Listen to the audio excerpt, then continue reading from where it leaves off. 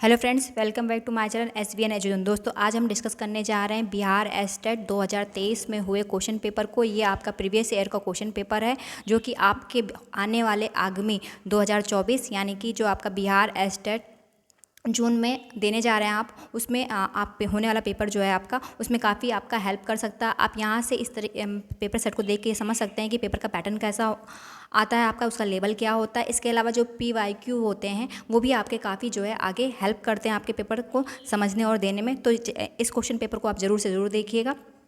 चलिए हम यहाँ पर सबसे पहले हम डिस्कस कर लेते हैं कि हम आज यहाँ टोटल इस वीडियो में कितने क्वेश्चनों को डिस्कस करेंगे। टोटल हम केवल जो है 25 क्वेश्चनों को अपने इस वीडियो में डिस्कस करेंगे। 100 क्वेश्चंस हैं आपके टोटल, जिनको हम 4 पार्ट्स में डिवाइड कर रखा है मैंने। पहले पार्ट में हम केवल 25 क्वेश्चनों को डिस्कस कर रहे हैं। फटाफट हम क्वेश्चन को देखते हैं किस तरह के क्वेश्चन आते हैं और इनका आंसर क्या क्या है, वो भी आपको यहाँ पर जो है विथ इस एक्सप्लेनेशन में जो है समझाते हुए चलूँगी। तो पहला क्वेश्चन देखते हैं हमारा क्या है। पहला क्वेश्चन जो आपका है वो है अंडे का वह भाग जिसमें लोहा होता है। अब यहाँ पर आपको ये बताना है कि अंडे का वह कौन सा भाग होता है जिसमें कि हमारा लोहा पाया जाता है। अंडे की जर्दी में पाया जाता है, अंडे की सफ़ेदी में पाया जाता है या अंडे के छिलके में पाया जाता है, इनमें से कोई नहीं पाया जाता। तो दोस्तों यहाँ पर आपको ये पहले मालूम होना चाहिए कि जो लोहा होता है वो कहाँ होता है, आपके अंडे की जर्दी में होता है। अंडे की जर्दी की अगर हम बात करते हैं तो अंडे का वह भाग जो पीला वाला भाग होता है उसे हम अंडे की जर्दी कहते हैं। अच्छा, अंडे की जर्दी की अगर हम बात करें तो इसमें ना केवल लोहा बल्कि आपका सल्फर भी जो है मौजूद होता है। आप देखते हैं जब आप एग को बॉयल करते हैं, एग को बॉयल करने के बाद जब आप उसका पीला वाला पार्ट देखेंगे जर्दी अंडे की, तो उसमें आपको ग्रीन कलर का जो है रिंग्स टाइप के दिखाई देते हैं। वो आपका क्या प्रेजेंट करता है कि जो अंडे की जर्दी है उसमें आपका आयरन और जो है सल्फर प्रेजेंट है। तो इसका सही आंसर क्या हो जाएगा आपका ऑप्शन नंबर ए। अब मैंने देखिए यहाँ पर इतना एक्सप्लेनेशन आपको इसलिए दिया कि अगर इन केस आपसे क्वेश्चन में ये पूछ लेता है लोहे की जगह पर आपसे सल्फर पूछता, तब भी आप क्या लगाएंगे आंसर, अंडे की जर्दी लगाएंगे। जैसे कि मैंने बोला है कि आपको क्वेश्चन में जो व्याख्यान जहाँ जहाँ पर वहाँ पर मैं उसकी व्याख्या भी करते चलूँगी, ताकि आप ना केवल उस क्वेश्चन का आंसर बल्कि अदर्स अगर इस तरह के पूछे जाने क्वेश्चनों का आंसर भी आप आराम से दे सके। तो चलिए अगला क्वेश्चन देखते हैं। अगला क्वेश्चन हमारा है भोजन विषाक्त होने का कारण है।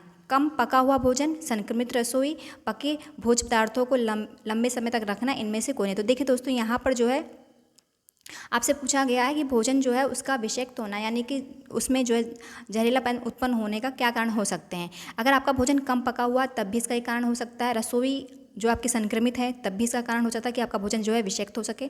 या फिर पके हुए भोजन को अगर आप लंबे समय तक रखते हैं तो भी जो है भोजन के विषाक्तता का कारण ये माना जाता है। तो आपका इस तरह से अगर देखा जाए तो तीनों ही ऑप्शन सही होने की वजह से इसका तो सही आंसर हो जाएगा क्या हो जाएगा आपका ऑप्शन नंबर डी हो जाएगा, इनमें से सभी। प्रबंधन का जड़ किसे माना जाता है, लक्ष्य को, मूल को, निर्णय जो है निर्णय यहाँ पर आपका कहीं पर अगर हो सकता है मिसप्रिंट हो तो वहाँ पर जो है हम सही कर लेंगे, क्योंकि टाइपिंग में कभी कभी हो जाता है। तो ये हो जाएगा आपका निर्णय लेना, संचार प्रक्रिया। अब ये 4 ऑप्शन है आपके। जड़ जो है प्रबंध का जड़ किसे माना जाता है, ये आपको ये बताना। तो प्रबंध का जो जड़ माना जाता है दोस्तों, वो माना जाता है हमारे निर्णय लेने को जो है प्रबंध की जड़ माना जाता है। तो इसका सही आंसर हो जाएगा आपका option number C is a correct answer. Question number 4 हमारा है प्रत्येक वर्ष किस दिन विश्व बचत दिवस मनाया जाता है। अब यहाँ पूछा गया आपका विश्व बचत दिवस किस दिन मनाया जाता है। ऑप्शन हमारे हैं 30 अक्टूबर, 2 नवंबर, 10 नवंबर, 14 नवंबर। तो जो विश्व बचत दिवस है वो आपका कब मनाया जाता है, 30 अक्टूबर को मनाया जाता है। अच्छा, अक्टूबर के महीने में ही आपका एक और जो है मनाया जाता है दिवस, वो है आपका 16 अक्टूबर। 16 अक्टूबर को आपका विश्व खाद्य दिवस मनाया जाता है। ये भी आप याद रखिएगा कि हो सकता है नेक्स्ट टाइम आपसे बचत दिवस ना पूछ के विश्व खाद्य दिवस कब मनाया जाता है ये पूछा लिया जाता है। तो अक्टूबर मंथ में आपका जो है 16 अक्टूबर को विश्व खाद्य दिवस के रूप में मनाया जाता है। लेकिन इस क्वेश्चन का जो सही आंसर है, क्योंकि यहाँ पर बचत दिवस पूछा गया विश्व, तो वो आपका है 30 अक्टूबर। Option number A is a correct answer. Question number 5 है पौष्टिक कार्बोहाइड्रेट युक्त नाश्ते वाले भोज्य पदार्थ हैं, दालें हैं, अनाज हैं, ए और बी दोनों हैं, इनमें से कोई नहीं। अगर हम पौष्टिक कार्बोहाइड्रेट युक्त नाश्ते की बात कर रहे हैं, देखिए यहाँ पर जो है आपका पौष्टिकता की दृष्टि से देखा जाए दालें भी आपकी पौष्टिक तत्वों से भरपूर होती हैं, अनाज भी होते हैं, तो दोनों ऑप्शन जो है आपके पौष्टिक तत्वों से हैं। लेकिन यहाँ क्वेश्चन जो पूछा गया उसके अकॉर्डिंग अगर हम आंसर देखेंगे तो उसके अकॉर्डिंग आपका आंसर हो जाएगा अनाज, क्योंकि यहाँ पूछा गया कार्बोहाइड्रेट युक्त नाश्ते वाले खाद्य पदार्थ हैं। तो कार्बोहाइड्रेट सबसे अधिक हमारा अनाज में पाया जाता है, इसलिए इसका सही आंसर हो जाएगा आपका option number B is a correct answer हो जाएगा इसका। क्वेश्चन नंबर 6 हमारा है इनमें से कौन गृहिणी के प्रबंधन से संबंधित जवाबदेही है। अच्छा, यहाँ गृहिणी के प्रबंधन से जवाबदेही यानी कि गृहिणी जब प्रबंधन करती है, घर का प्रबंधन करती है, तो उसे क्या क्या चीज़ें वहाँ उसे करनी चाहिए, ये आपसे क्वेश्चन में पूछा गया। ऑप्शन हमारा है घर को खुशहाल और आरामदायक बनाना चाहिए, तो ये ऑप्शन तो सही है आपका कि उसे क्या है, घर को खुशहाल और आरामदायक बनाना चाहिए। वित्तीय सुरक्षा के लिए योजना बनाना और कार्य करना, ये भी आपका ऑप्शन सही है। परिवार के सभी सदस्यों के स्वास्थ्य को बनाए रखना, ये भी आपका ऑप्शन जो है सही है। यानी कि ये सारी ही जवाबदेही जो है एक गृहिणी के प्रबंधन में आपके आते हैं। तो ऑप्शन नंबर डी क्या हो जाएगा, इसका करेक्ट आंसर हो जाएगा इनमें से सभी। निम्नलिखित में से कौन सा आंतरिक सजावट का एक क्षेत्र है? आपको बताना है इसमें से आंतरिक क्षेत्र जो है कौन सा है। पहला ऑप्शन हमारा है बगीचे की सज्जा, छत की सज्जा, आसपास की सज्जा, कमरों की सज्जा। अच्छा, आंतरिक सज्जा की बात की यानी कि जो आपके अंदर की जाने वाली सज्जा है उसकी बात की जा रही है, उसका क्षेत्र आपको बताना। तो बगीचे की सज्जा तो उसमें आएगी क्योंकि ये बगीचे की आपकी बाहर की सज्जा होगी। छत की सज्जा की बात करें तो वो भी आपकी बाहरी सज्जा में हो जाएगी। आसपास की सज्जा की बात करें तो ये भी आपकी बाहरी सज्जा में हो जाएगी। अब बचता है आपका ऑप्शन नंबर डी यानी कि कमरे की सज्जा। तो आपका ये सही आंसर हो जाएगा ऑप्शन नंबर डी। ये क्या है, आपकी आंतरिक सजावट का क्षेत्र है, कमरे की सज्जा। ऑप्शन नंबर डी क्या हो जाएगा, इसका सही आंसर हो जाएगा। ब्याज एवं लाभांश पारिवारिक आय का कौन सा प्रकार है? मासिक आय है, प्रत्यक्ष वास्तविक आय है, अप्रत्यक्ष वास्तविक आय है या मौद्रिक आय है? तो देखिए दोस्तों, पहले तो यहाँ पर मैं आपको बता देती हूँ, पारिवारिक अगर आय की बात की जाए तो पारिवारिक आय आप जो है 3 तरह की आपकी होती है। एक आपकी होती है जो वास्तविक होती है, दूसरी आपकी मानसिक होती है, तीसरी आपकी मौद्रिक होती है। ये 3 तरह की आय जो होती है पारिवारिक आय के अंतर्गत आती है। अब यहाँ पर आपसे जो क्वेश्चन पूछा गया वो पूछा गया ब्याज और लाभांश जो है किस प्रकार की पारिवारिक जो है आपकी आय है, तो ये आपकी है मौद्रिक आय।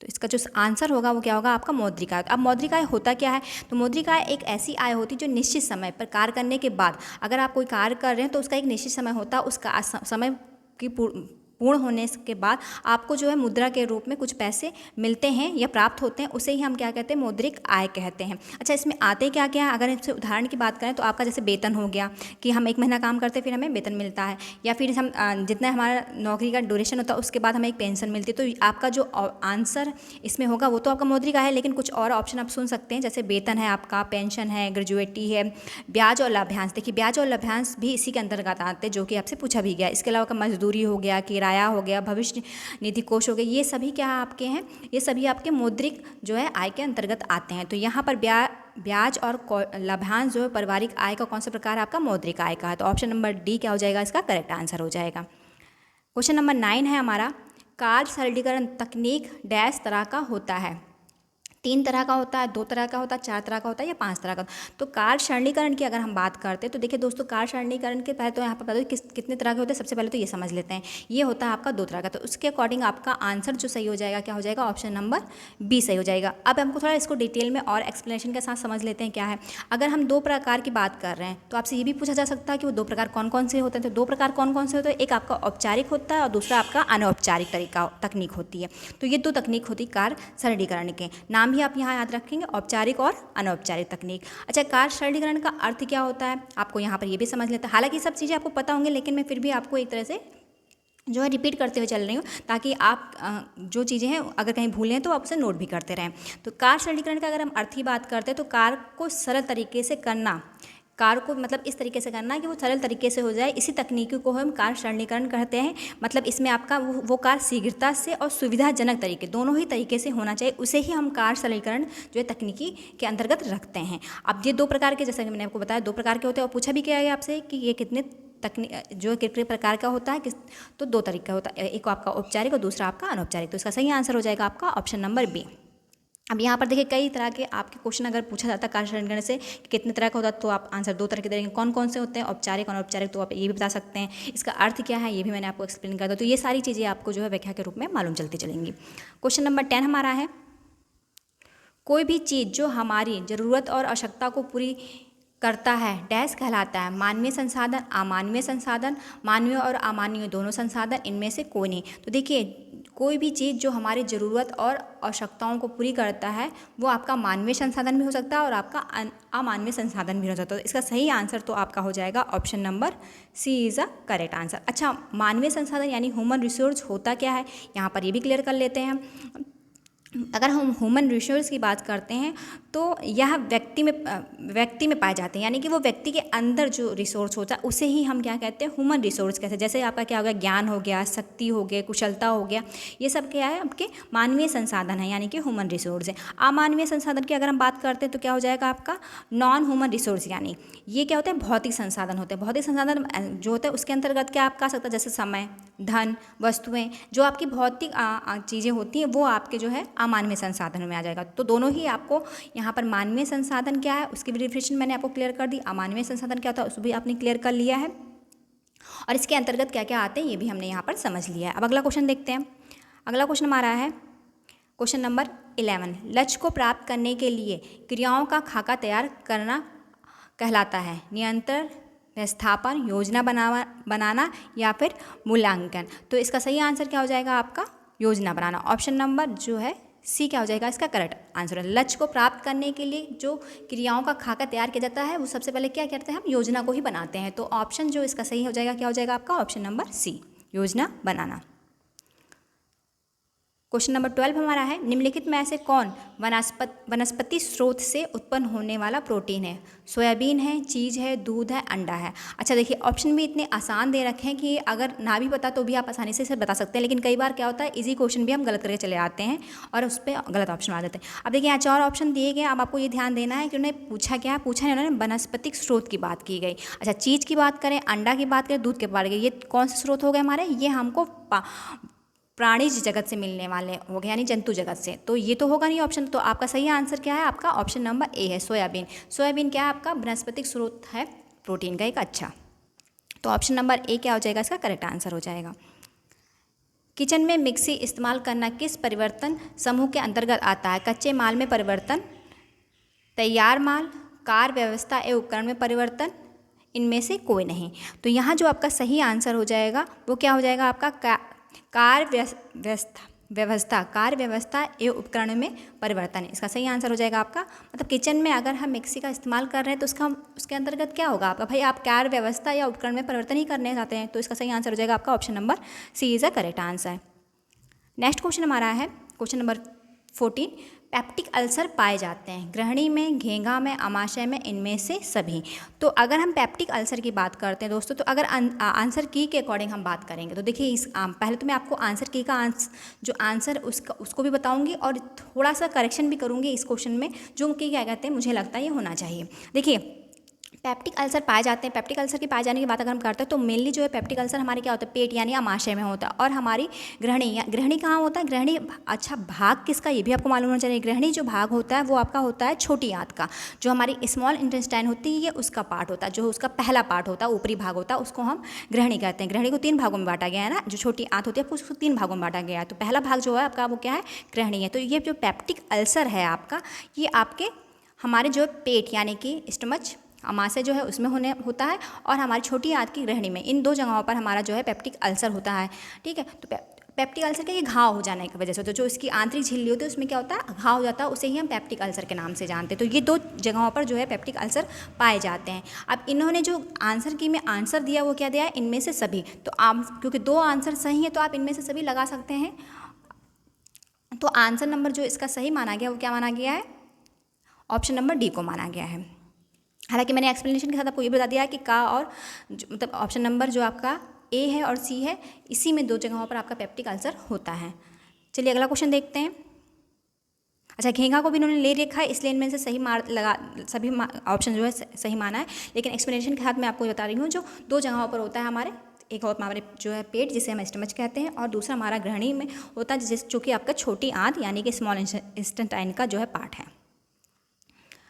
अल्पाहार है, सामाजिक समस्या, कुपोषण है, तत्कालिक स्वास्थ्य समस्या, इनमें से सभी है। तो देखिए अल्पाहार जो होता है वो क्या होता है आपका जो सामाजिक समस्या के वजह से भी हो सकता है, कुपोषण की वजह से भी होता है, तत्कालिक स्वास्थ्य समस्या भी होता है, इनमें से सभी, ये सभी कारण हो सकते हैं। तो इसका सही आंसर जो हो जाएगा आपका क्या हो जाएगा, इनमें से सही option number D is a correct answer. इसमें तो कुछ एक्सप्लेनेशन जैसा करने का है नहीं, आप समझ रहे होंगे इस क्वेश्चन को आसानी से।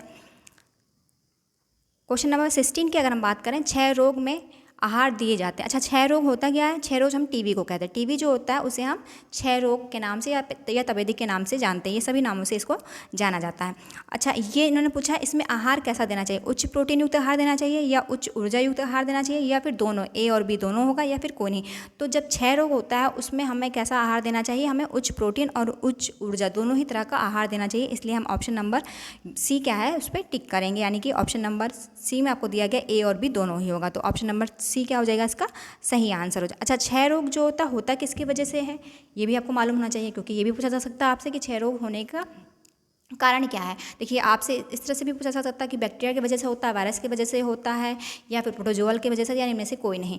तो बात अगर करते हैं तो एक क्वेश्चन तो ये भी आपका बन जाता है। तो इसके अकॉर्डिंग आपका क्या हो जाना चाहिए? बैक्टीरिया की वजह से होता है। अच्छा, कौन सा बैक्टीरिया है ये भी मालूम होना चाहिए। कौन से बैक्टीरिया की अगर हम बात कर रहे हैं तो कौन सा बैक्टीरिया हो जाएगा यहाँ पर? माइकोबैक्टीरियल ट्यूबरक्लोसिस नामक बैक्टीरिया होता है, जिसकी वजह से क्या होता है? आपका क्षय रोग यानी कि टीबी होता है। ये 2 क्वेश्चन मैंने आपको एडिशनल बताए हैं जो कि इस टॉपिक से बन सकते हैं। बाकी आपका आंसर जो है इस क्वेश्चन का वो तो क्या है? आपका ए और बी दोनों हैं। हेपेटाइटिस अंग से संबंधित है, हृदय से, फेफड़े से संबंधित है, लीवर से संबंधित है या पैनक्रियाज से? तो हेपेटाइटिस जो हमारे लीवर में होने वाला एक बीमारी होती है, ठीक है। तो इसका सही आंसर हो जाएगा आपका liver. Option number C is a correct answer. अच्छा, जॉइंडिस हो गया, आपका हेपेटाइटिस हो गया, ठीक है, फैटी जो लीवर हो गया, ये सब चीज़ें जो है आपके क्या है? लीवर से संबंधित होने वाले रोग हैं। तो इसका आंसर जो है आपका हेपेटाइटिस रोग जो पूछा गया वो किस अंग से संबंधित है? तो वो किससे संबंधित है? आपका लीवर से संबंधित है। ऑप्शन नंबर सी क्या हो जाएगा? इसका करेक्ट आंसर हो जाएगा। इनमें से कौन सा मानवीय संसाधन का उदाहरण है? बुद्धिमत्ता, कुशलता, रुचि, इनमें से कोई नहीं, इनमें से सभी। अच्छा, देखिए, अभी हमने ऊपर मानवीय संसाधन और अमानवीय संसाधन को जो है एक्सप्लेन किया था ऊपर हमारे क्वेश्चन पे। आई थिंक क्वेश्चन नंबर जो था वो आपका संसाधन का 8 था। 8 वाले क्वेश्चन में हमने डिस्कशन किया था, देख लेते हैं एक बार। इसमें हमने जो है आपको संसाधन बताए थे कौन से होते हैं मानवीय, कौन से होते हैं अमानवीय, नहीं, मानवीय अमानवीय संसाधन हमने क्वेश्चन नंबर 10 में किए थे। ये तो हमारे आय की बात हो गई। हाँ, ये इसमें हमने डिस्कशन किया था। अभी देखिए, इसी क्वेश्चन में हमने आपको एक्सप्लेन कर दिया था मानवीय संसाधन क्या होता है, अमानवीय संसाधन क्या होते हैं और उनमें कौन कौन से आते हैं। तो देखिए, क्वेश्चन नंबर आपका जो 18 है, जो कि अभी हम डिस्कस कर रहे थे, इस क्वेश्चन में क्या पूछा गया है? मानवीय संसाधन का उदाहरण है। वहाँ मैंने आपको बताया था ना कि कुशलता क्या है? जो मानव के अंदर पाए जाने वाले संसाधन होते हैं उसे हम क्या कहते हैं? मानवीय संसाधन कहते हैं। उसमें मैंने आपको उदाहरण जब दिया था तो उदाहरण में मैंने आपको बताया था कि मानवीय संसाधन के अंदर आपका ज्ञान आ जाएगा, शक्ति आ जाएगी, कुशलता आ जाएगा। तो इसका आंसर तो आपको पता होना चाहिए। फिर क्या हो जाएगा? इसका आंसर कुशलता हो जाएगा। ऑप्शन नंबर बी क्या हो जाएगा? इसका करेक्ट आंसर हो जाएगा। किस रोगी को हम प्रोटीन की निम्न मात्रा वाला भोजन परोसेंगे? जिन्हें लंबे समय से किडनी संबंधी रोग हो, गठिया हो, कब्ज हो, कोई नहीं हो। तो देखिए, यहाँ पर पूछा गया है कि प्रोटीन की निम्न मात्रा दी जाती है। तो किन्हें दी जाती है? जिनकी किडनी से संबंधित रोग होता है उन्हें हम जो है प्रोटीन की निम्न मात्रा देते हैं। तो ऑप्शन नंबर ए क्या हो जाएगा? इसका सही आंसर हो जाएगा। प्याजे के संज्ञानात्मक विकास की पहली अवस्था है इंद्रिय पेशी अवस्था है, पूर्व सक्रियात्मक अवस्था है, स्थूल क्रियात्मक अवस्था है या फिर औपचारिक क्रियात्मक अवस्था। तो प्याजे की अगर हम बात करें तो इन्होंने संज्ञानात्मक विकास की जो है थ्योरी दी है, जिसमें इन्होंने पूछा है आपसे यहाँ पर पहली अवस्था कौन सी। तो पहली अवस्था हम बात कर रहे हैं कौन से, तो वो आ जाएगा आपका इंद्रिय पेशी अवस्था को हम पहली अवस्था कहते हैं, जिसे हम सेंसरी मोटर पीरियड भी कहते हैं। अच्छा, इसकी बाकी 3 अवस्थाएं और कौन सी है वो भी आप जान लेते हैं। तो जो अगली अवस्था आती है आपकी सेंसरी मोटर के बाद, वो आती है प्री ऑपरेटिव पीरियड्स आता है, स्टेज आता है। फिर आपका जो थर्ड आता है वो कंक्रीट स्टेज होता है। फिर इसके बाद जो फोर्थ होता है वो आपका फॉर्मल ऑपरेटिंग स्टेज होता है। तो ये 4 अवस्थाएं होती हैं। तो यहाँ पर सिर्फ पहला पूछा गया है, तो पहला आपका क्या हो जाएगा? चारों यहाँ दे रखी हैं, हिंदी में लिखा हुआ है, आप देख सकते हैं। पूर्व सक्रियात्मक अवस्था, स्थूल क्रियात्मक अवस्था और औपचारिक अवस्था, चारों के नाम दिए गए हैं। लेकिन पहली जो है वो आपकी कौन सी है? इंद्रिय पेशी अवस्था, जिसको हम सेंसरी मोटर स्टेज के नाम से जानते हैं। निम्न में से कौन सी वैश्विक पोषण समस्या अत्यधिक प्रचलित है? विटामिन ए की कमी। अच्छा, आपको यहाँ बताना है वैश्विक पोषण समस्या अत्यधिक प्रचलित है, किसकी वजह से प्रचलित है? विटामिन ए की कमी की वजह से है, मोटापा की वजह से है, या दोनों, यानी कि ए और बी दोनों होगा, या फिर इनमें से कोई नहीं होगा। तो अगर हम इसकी बात कर रहे हैं तो ये आपका हो जाएगा दोनों, ए और बी दोनों ही वजह से वैश्विक जो पोषण समस्या है, विटामिन ए की कमी की वजह से भी और मोटापा की वजह से। तो इसका सही आंसर हो जाएगा आपका option number C is a correct answer. भारत में मातृ मृत्यु दर अधिक होने का प्रमुख कारण क्या है? अस्वस्थता, कुपोषण, उपेक्षा, इनमें से सभी। तो ये हो जाएगा आपका इनमें से सभी। ये सभी कारण हो सकते हैं मातृ मृत्यु दर की अधिकता के। अस्वस्थता भी हो सकती है, मतलब स्वास्थ्य अगर उनका सही नहीं वो भी हो सकता है। कुपोषण है यानी कि उनमें किसी न किसी भोज्य पदार्थ की कमी है या किसी तरह का, तो भी हो सकता है। उपेक्षा ये भी हो सकता है आपका एक कारण हो सकता है। तो ये सभी आंसर सही होने की वजह से हम ऑप्शन नंबर डी के साथ जाएंगे। मोटापा की परेशानियां होती हैं शारीरिक, सामाजिक, मानसिक, इनमें से सभी। तो देखिए यहाँ पर पूछा गया आपसे जो मोटापा है वो किसकी वजह से होता है। हालांकि मोटापा देखा जाए तो एक शारीरिक परेशानी है, लेकिन इसका मानसिक कारण भी हो सकता है और सामाजिक कारण भी हो सकता है, इसलिए इसका सही आंसर हो जाएगा आपका ऑप्शन नंबर डी, इनमें से सभी। अगला क्वेश्चन हमारा है 24 क्वेश्चन नंबर। निम्नलिखित में से कौन सी यहाँ पर होगा, कौन सा आहार मूल्यांकन की एक विधि है? अच्छा, कौन सा आहार मूल्यांकन की एक विधि है आपको ये बताना है। तो ये खाद्य आवृत्ति प्रश्नावली होगी या फिर आंकड़ों का विश्लेषण होगा। ये जो आंकड़े हैं इसी के आगे का ये ऑप्शन है जो यहाँ आपका टाइप हो गया है, मतलब ये आप इसे काका और मत समझिएगा, यहाँ पर होना चाहिए इसे। तो पहला ऑप्शन आपका खाद्य आवृत्ति प्रश्नावली मूल्यांकन की एक विधि हो सकती है, आंकड़ों का विश्लेषण है, दोनों हैं ए और बी, कोई नहीं। तो इसका सही आंसर हो जाएगा जो आहार मूल्यांकन की एक विधि है वो क्या है, खाद्य आवृत्ति प्रश्नावली है। तो ऑप्शन नंबर ए क्या हो जाएगा, इसका करेक्ट आंसर हो जाएगा। हमारी इस वीडियो का लास्ट क्वेश्चन है आपका समान PEM है, क्वेश्कर, मरेस्मस, दोनों ए और बी, एनीमिया। तो देखिए PEM आपका दोनों कारण हो सकते हैं, मतलब ये जो आपका होता है समान जो है P, E और M यहाँ पूछा गया है, तो इसका जो कारण है आपका ये प्रोटीन क्वेश्कर की वजह से भी हो सकता है और मरेस्मस की वजह से हो सकता है। तो दोनों ही होते हैं, तो इसका सही आंसर जो हो जाएगा वो आपका क्या हो जाएगा, अगर हम बताएंगे आपको तो ऑप्शन नंबर सी क्या हो जाएगा, इसका करेक्ट आंसर हो जाएगा ए और बी। आई होप आपको वीडियो पसंद आई होगी। अगर वीडियो को पसंद आए तो प्लीज़ वीडियो को लाइक, शेयर और चैनल को सब्सक्राइब कर लीजिएगा, ताकि आने वाली जितनी भी वीडियोज़ है उसकी वो नोटिफिकेशन आपको टाइम टू टाइम मिलती रहे। जल्द ही मिलते हैं हम इसकी नेक्स्ट वीडियो में। Thank you.